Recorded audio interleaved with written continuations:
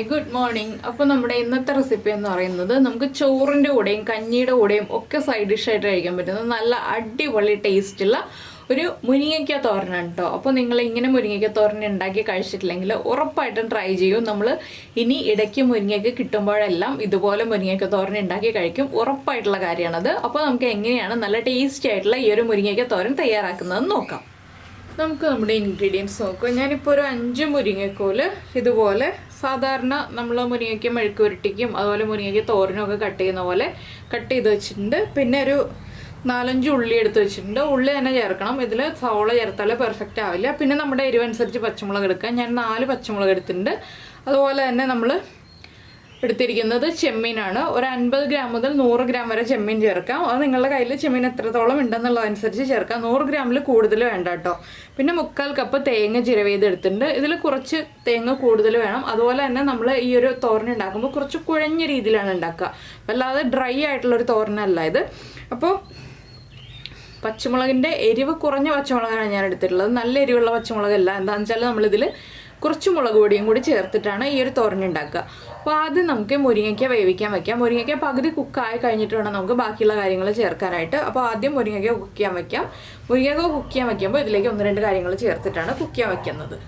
അപ്പോൾ നമ്മളൊരു ചട്ടി എടുത്തിട്ടുണ്ട്. ചട്ടിയിലേക്ക് നമ്മൾ കട്ട് ചെയ്ത് വെച്ചിരിക്കുന്ന മുരിങ്ങയ്ക്ക ഇട്ട് കൊടുക്കുക.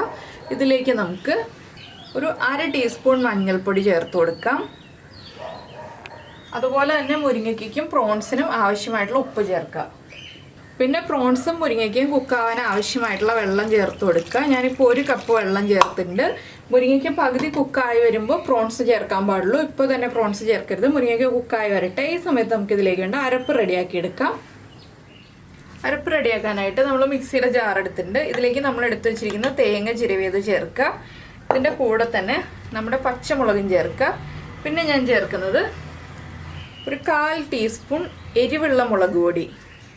കാശ്മീരി ചില്ലി പൗഡർ അല്ല, അത് പ്രത്യേകം ശ്രദ്ധിക്കുക, എരിവുള്ള മുളക് പൊടിയാണ്.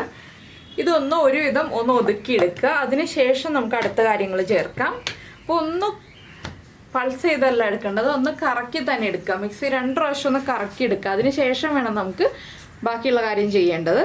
അപ്പോൾ ഇതാ നമ്മുടെ അരപ്പ് ഇതുപോലെ ഒന്ന് ഒതുക്കിയെടുത്തിട്ടുണ്ട്. ഇനി നമുക്കിതിലേക്ക് നമ്മൾ എടുത്തു വച്ചിരിക്കുന്ന ഈ ഉള്ളി ഉണ്ടല്ലോ, എൻ്റെ കയ്യിൽ ചെറിയ ഉള്ളി ആയതുകൊണ്ടാണ് ഞാൻ ഇത്ര എടുത്തിട്ടുള്ളത്. നിങ്ങളുടെ കയ്യിൽ വലിയ ഉള്ളിയാണെങ്കിൽ ഒരു 2-3 എണ്ണം മതി. ഇതും കൂടി ചേർത്തിട്ട് ഇനി ഒന്ന് പൾസ് ചെയ്തെടുക്കുക. 1 പ്രാവശ്യം പൾസ് ചെയ്താൽ മതി. അപ്പോൾ ഇതാ ഉള്ളിയും കൂടി ചേർത്തൊന്ന് പൾസ് ചെയ്ത് ഉള്ളി ഒന്ന് ചെറുതായിട്ട് മുറിഞ്ഞ് കിട്ടിയിട്ടുണ്ട്. ഇത് നമുക്ക് മാറ്റി വയ്ക്കാം. ഇനി നമ്മുടെ മുരിങ്ങയ്ക്ക പകുതി കുക്കായി കഴിഞ്ഞിട്ട് നമുക്ക് ബാക്കിയുള്ള കാര്യങ്ങൾ ചെയ്യാം.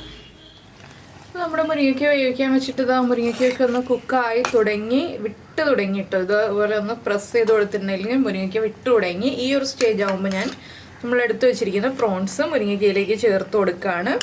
ഞാനൊരു 75 ഗ്രാം പ്രോൺസ് എടുത്തിട്ടുണ്ട്. ഞാൻ പറഞ്ഞല്ലോ പ്രോൺസിൻ്റെ അളവൊക്കെ നിങ്ങളുടെ ഇഷ്ടമാണ്. പ്രോൺസ് കൂടുതൽ ചേർക്കുകയാണെങ്കിൽ കൂടുതൽ ടേസ്റ്റ് ഉണ്ടാവും. ഇനി മുരിങ്ങയ്ക്കയിൽ വെള്ളം ഒരു 1/4 ഭാഗം, ഇപ്പോൾ നമ്മൾ ആകെ 1 കപ്പ് വെള്ളമാണ് ചേർത്തിരുന്നത്, അതൊന്ന് 1/4 ഭാഗം വറ്റുന്നത് വരെ, നമ്മുടെ പ്രോൺസും കുക്കായി വെള്ളം 1/4 ഭാഗം വറ്റുന്നത് വരെ വീണ്ടും വേവിക്കാം.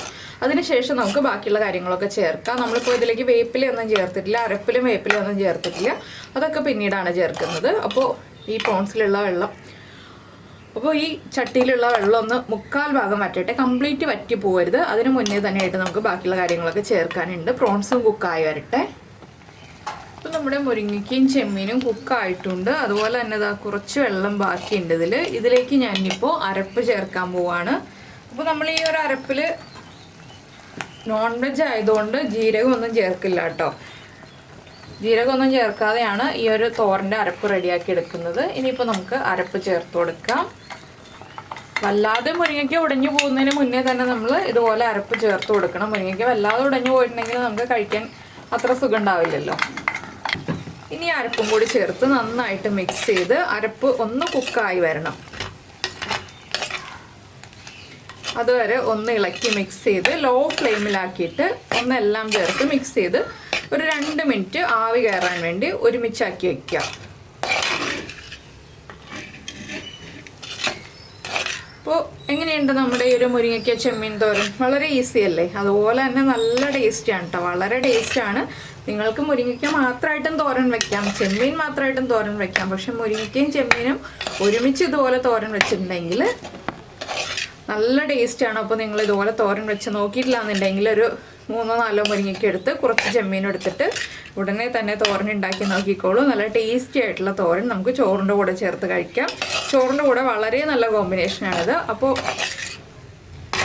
എല്ലാവർക്കും ഈ ഒരു തോരൻ്റെ റെസിപ്പി ഇഷ്ടമായി എന്നുണ്ടെങ്കിൽ നമ്മുടെ വീഡിയോയുടെ താഴെ ഒന്ന് കമൻറ്റ് ചെയ്യാനും അതുപോലെ ഇഷ്ടപ്പെട്ട റെസിപ്പി ആണെങ്കിൽ നിങ്ങളുടെ ഫ്രണ്ട്സിനും ഫാമിലി മെമ്പേഴ്സിനും ഒക്കെ ഒന്ന് ഷെയർ ചെയ്ത് കൊടുക്കാനും മറന്നു പോകരുത് കേട്ടോ. പിന്നെ ഉണ്ടാക്കി നോക്കിയിട്ട് ഇഷ്ടമായി കഴിഞ്ഞാൽ ലൈക്ക് ചെയ്യാനും മറന്നു പോകരുത്.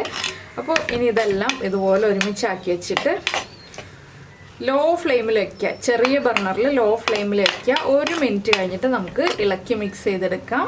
ഈ അരപ്പിലേക്കൊക്കെ ഒന്ന് ആവി കയറട്ടെ. ഇനി നമുക്കിതിൽ വറവിടാനുണ്ട്. നമ്മൾ വെളിച്ചെണ്ണ ഒന്നും ഉപയോഗിച്ചിട്ടില്ല. അപ്പോൾ വറവിടണമെന്ന് നിർബന്ധം ഉണ്ടെങ്കിൽ വറവിടാം. വറവിട്ടാലാണ് കൂടുതൽ ടേസ്റ്റ് ഉണ്ടാവുക. വറവിട്ടില്ല എന്നുണ്ടെങ്കിൽ ഈ ഒരു സ്റ്റേജ് ആകുമ്പോൾ ഒന്ന് ആവി കയറി വന്നു കഴിയുമ്പോൾ കുറച്ച് പച്ച വെളിച്ചെണ്ണ ഒഴിച്ചിട്ട് നമുക്ക് ഈ തോരനെടുക്കാം. പക്ഷെ വറവിട്ടെടുക്കുമ്പോഴാണ് കൂടുതൽ ടേസ്റ്റ്. അപ്പോൾ ഇതൊന്ന് ആവി കയറി വരട്ടെ. അപ്പോൾ ഞാൻ നമ്മുടെ തോരൻ ഒന്ന് ഇളക്കി മിക്സ് ചെയ്തിട്ടുണ്ട്. നന്നായിട്ട് ആവി വരുന്നുണ്ട്. ഇത്രയും മതി. ഈ ഒരു സ്റ്റേജിൽ നിങ്ങൾക്ക് പച്ച വെളിച്ചെണ്ണ ഒഴിച്ചു കൊടുക്കാം. ഇല്ലാന്നുണ്ടെങ്കിൽ വറവിടാം. ഞാനിപ്പോൾ വറവിടാൻ പോവാണ്. നമുക്ക് വേറൊരു പാൻ വയ്ക്കാം. അപ്പോൾ നമ്മുടെ പാൻ ചൂടായിട്ട് പാനിലേക്ക് ഞാൻ വെളിച്ചെണ്ണ ഒഴിച്ചിട്ടുണ്ട്. വെളിച്ചെണ്ണ ചൂടായി വരുമ്പോൾ ഒരു 1/2 ടീസ്പൂൺ കടുക് ചേർത്ത് കൊടുക്കാം. കടുക് ഒന്ന് പൊട്ടി തുടങ്ങട്ടെ.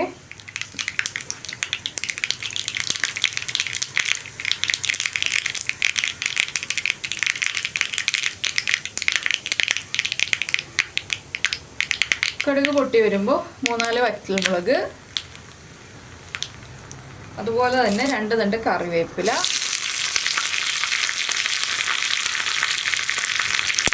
ഇത്രയും ചേർത്തിട്ട് നമുക്ക് നമ്മുടെ തോരനിലേക്ക് ചേർത്ത് കൊടുക്കാം.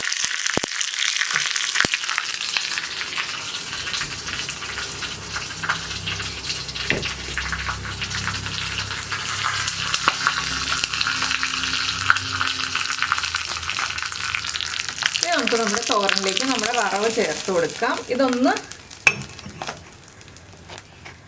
ഇളക്കി മിക്സ് ചെയ്ത് കഴിഞ്ഞിട്ട് നമുക്ക് ഇളം ചൂടോടുകൂടി സെർവ് ചെയ്യാം. നല്ല ചൂടോടുകൂടി സെർവ് ചെയ്യുന്നതിനേക്കാൾ ടേസ്റ്റ് ഇളം ചൂടോടുകൂടി സെർവ് ചെയ്യുന്നതാണ്.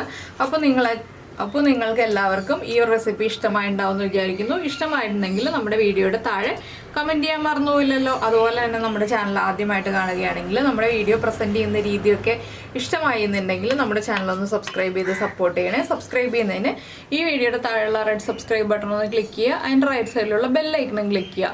അപ്പോൾ ഓൾ എന്ന് പറഞ്ഞിട്ടൊരു ഓപ്ഷൻ കാണാം. ആ ഓളും കൂടി പ്രസ് ചെയ്തിട്ടുണ്ടെങ്കിൽ ഞാൻ എപ്പോഴും വീഡിയോ അപ്ലോഡ് ചെയ്യുമ്പോൾ നിങ്ങൾക്ക് നോട്ടിഫിക്കേഷൻ വരും. അപ്പോൾ നമുക്ക് നമ്മുടെ അടുത്ത റെസിപ്പിയുമായിട്ട് അടുത്ത ദിവസം വീണ്ടും കാണാം.